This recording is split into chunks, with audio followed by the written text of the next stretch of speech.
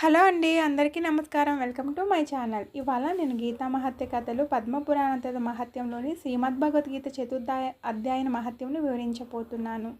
దీన్ని పరమశివుడు పార్వతీదేవికిని, విష్ణుమూర్తి లక్ష్మీదేవికిని వివరించారు. ప్రియా, నేను నీకు ఇప్పుడు 4వ అధ్యాయం యొక్క మహత్యాన్ని వివరిస్తాను, విను. గంగానది తీరంలో వారణాసి అనే ఒక ప్రసిద్ధ నగరం ఉన్నది. అక్కడ శ్రీ విశ్వనాథుని ఆలయంలో భరతుడనే పేరు గల యోగనిష్ఠ గరిష్ఠు ఉండేవాడు. అతడు ఆత్మచింతన తత్పరుడు. ప్రతి నిత్యం భగవద్గీత 4వ అధ్యాయం జ్ఞాన కర్మ సన్యాస యోగాన్ని పఠిస్తూ ఉండేవాడు. ఆ అభ్యాసం వల్ల ఆయన యొక్క మనసు ఎప్పుడూ నిర్మలంగా ఉండేది. ఆయన శీతోష్ణ సుఖ దుఃఖాతి ద్వంద్వాలకు అతీతుడు. ఒక సమయంలో ఆ తపోధనుడు కాశీపట్టణం చుట్టుపక్కల ఉండే దేవతలను దర్శించుకునే నిమిత్తం నగరం నుండి బయలుదేరాడు. అక్కడ 2 రేగ చెట్లున్నాయి. వాని కింద ఆయన విశ్రాంతి తీసుకుంటున్నాడు.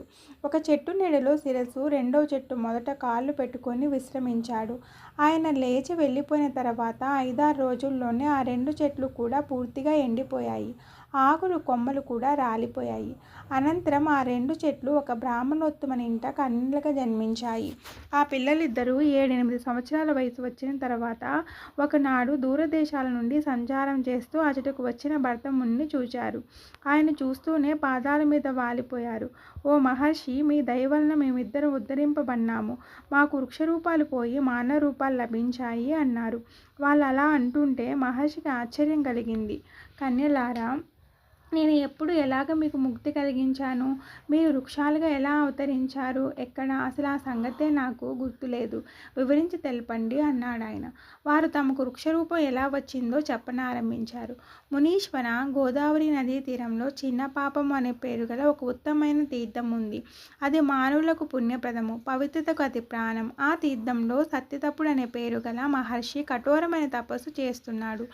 ఆయన గ్రీష్మకాలంలో ప్రచండాగ్ని మధ్యంలోను, వర్షాకాలంలో తన శిరస్సుపై వేగంగా పడుతున్న సెలయేళ్ల కింద, శీతాకాలంలో చల్లని నీటి మధ్యన ఉండి భయంకరమైన తపస్సు చేస్తూ ఉండేవాడు.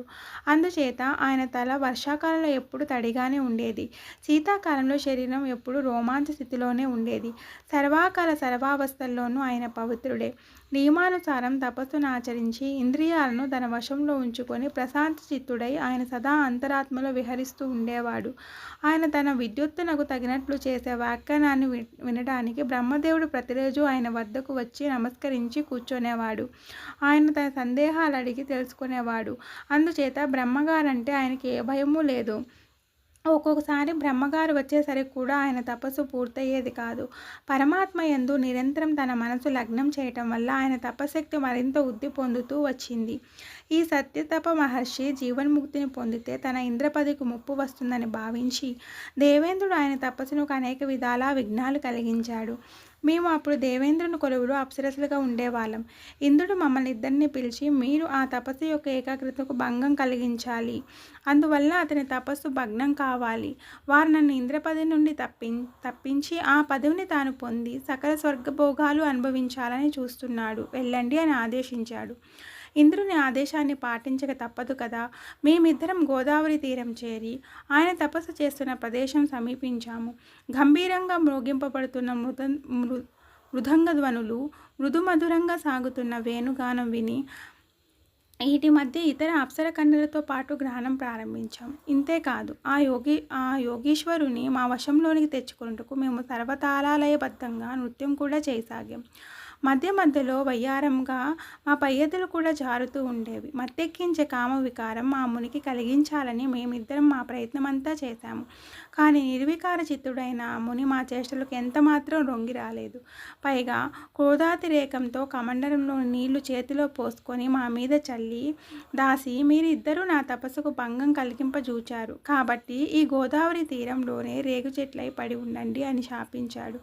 మేము భక్తితో వణికిపోయాం. ఆ మహర్షిని ప్రార్థించాం. మహాత్మా, మేము పరాధీనం కదా, కావున మా వలన జరిగిన దోషాన్ని మన్నించి మమ్ము క్షమించండి అని వేడుకున్నాం.